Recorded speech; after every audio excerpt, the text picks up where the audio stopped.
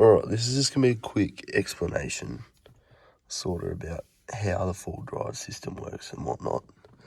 So you can see this is where the existing buttons used to be. I need to sort of Dremel this shit out a bit more to make it cleaner. But you can see, going close, I sort of marked it front, rear, and I will say, to start off with, I've since replaced the hubs with freewheeling hubs, which then renders this switch useless, as when you have the freewheeling hubs on, you can leave the diff engaged all the time and it won't spin. Unlike at the moment, or not at the moment, but stock, if you engage the front diff, 3 wheels will be spinning at all times. So, yeah, I guess that's another benefit to the thing. But the rear one you'll still need to put into 4 high and 4 low. Yeah, sweet as, I'll show you what has gone on under the bonnet. Alright, so this is the bonnet. Excuse how muddy it is. Haven't washed it since I've gone full driving. As I said, this video is just a quick rundown. I've written, I think it's like an 8-page document that I'm going to post with this video. About like going into detail with what was done, how it was done and whatnot. And also, I must say this is an Ra Rodeo, as you can see by the 4JH1. But it also works on the Ra7 and the RC Colorado. So you can see down here, runs through the factory grommet. So these 4 wires you can see there, all run from the momentary switches that you've put into the dash. So pretty much you run 4 wires from inside the cab, down behind the steering wheel, up through the rubber grommet, and then, as I've explained, make it as neat as you want. Run across here, don't do it down that side, as that's a hot engine, like that's the hot side of the engine, so you could risk melting through your cables. But as you can see down here, so it comes down this, I think it might be a cooler line or something, but you can see this cable runs right down. So this cable, these 2 cables here run to the front actuator, which I'll show you in a second. Yeah, so that runs down to the front actuator. And then you can see down here, I've ran wires down the back, which, trying to get on the ground. I've ran along the chassis. You can see here, so that's the chassis. There's the that's the gearbox. Runs along the chassis and whatnot, and then up along the cross member, out of the way of everything, into the plug. Alright, so in the document I was explaining how to connect it to these things. So basically what you should do is, unplug it, pull it out of its conduit and find the cable. So you're going to pull the cable out. So I believe for this one it is the red and yellow. You can see the red and yellow one there, and the blue and white maybe. Not 100% sure, it says it in the document, but pull that out, snip them off back here, and then you're going to attach it to the plug side. So you want to cut it off the harness side. This will make more sense up front on the actuator, but you want to cut it off on the car sides, the harness, the actual wiring loom side, but connect it to the plug side.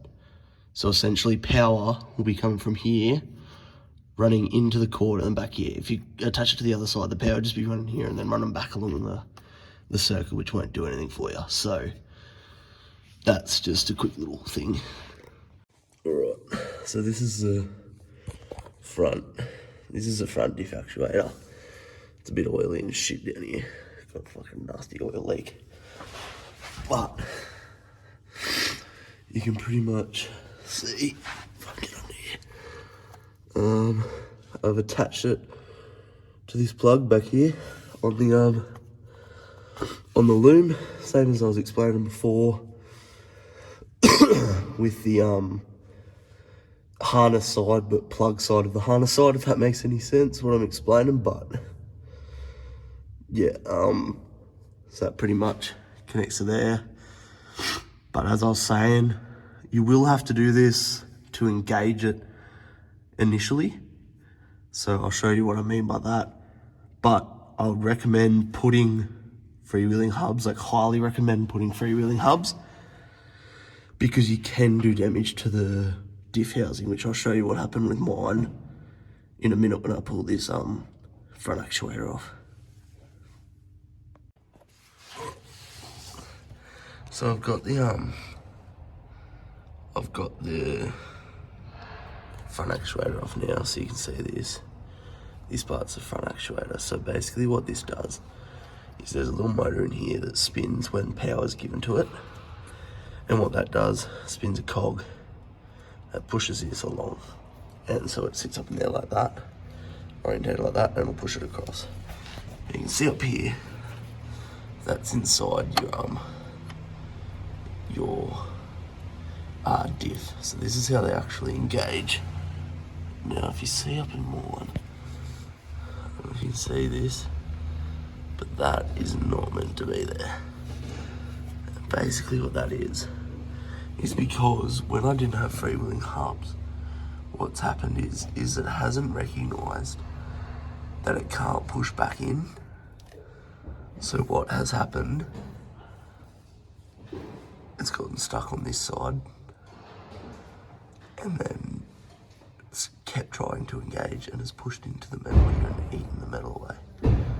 So now what I've got to do is, because now I've got freewheeling hubs on the outside and these CVs won't actually spin, is I should be able to just turn these, as you can see, because they're on free now, like this. Slide these across.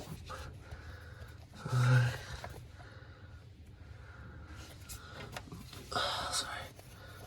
So you want that across both.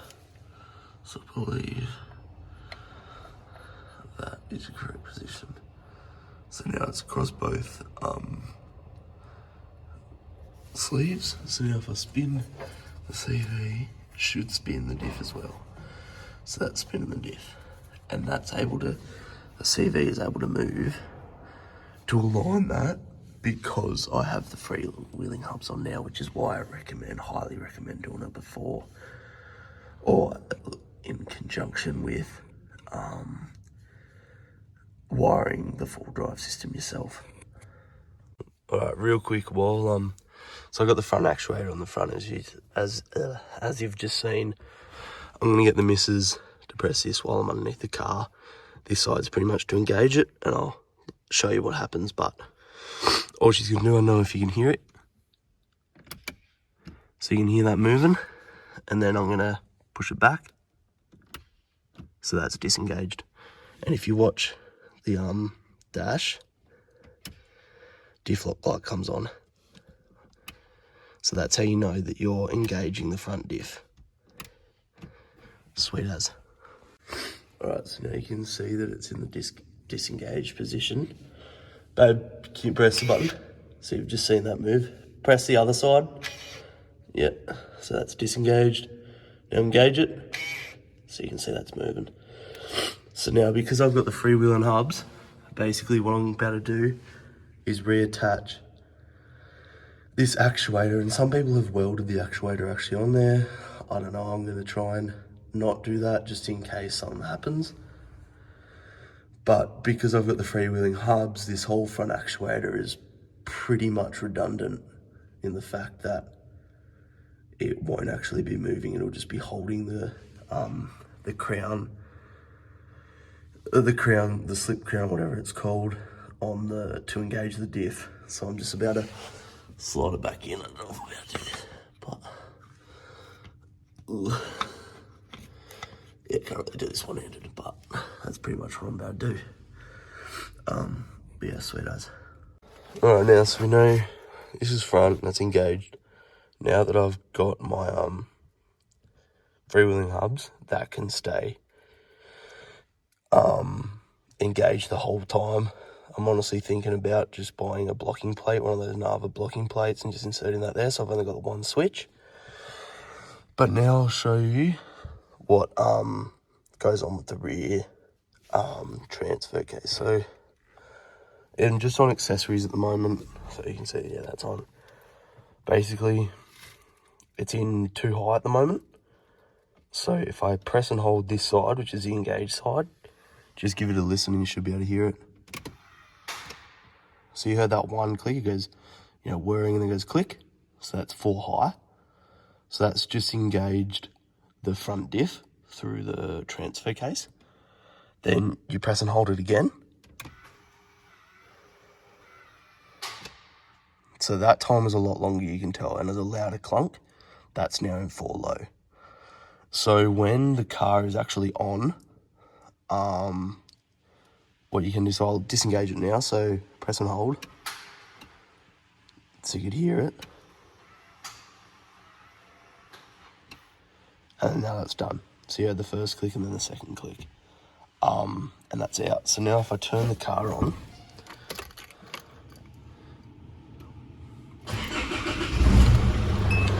yeah, so she's all running. Oh shit.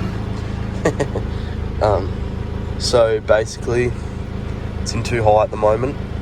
So I've got it in gear. So this is just a focus if you can. So I've got it in gear. So that's just a thing to keep in mind, is you can do it in neutral, but just for this case, I believe this is what happens, is if you got the clutch in gear, you'll feel it go into low, you'll feel it clunk. So I'll just put it into, high gear now, 4 high. So I think you could hear it click. Then you go again.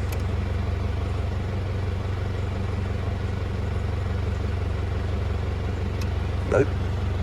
Alright, so I got the car on now. You just heard it disengage and engage while the car was off. Most of the time when you're engaging it, it'll be on. So what I'm going to do now, so you can hear that loud clunk. So that's just gone out of 4 low. Then again. And that'll be out. And if you look on the dash, so I'm about to press the button to engage 4 high. If you look down here, the 4 low light will come on. It should come on. So boom. Oh wait.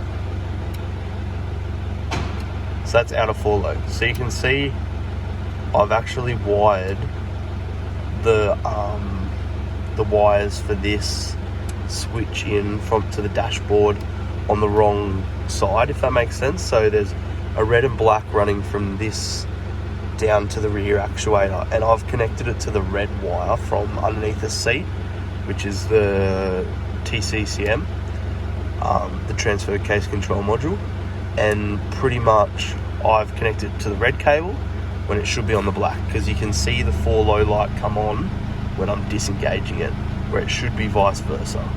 So you can hear now, I'll just press it, and now that's on.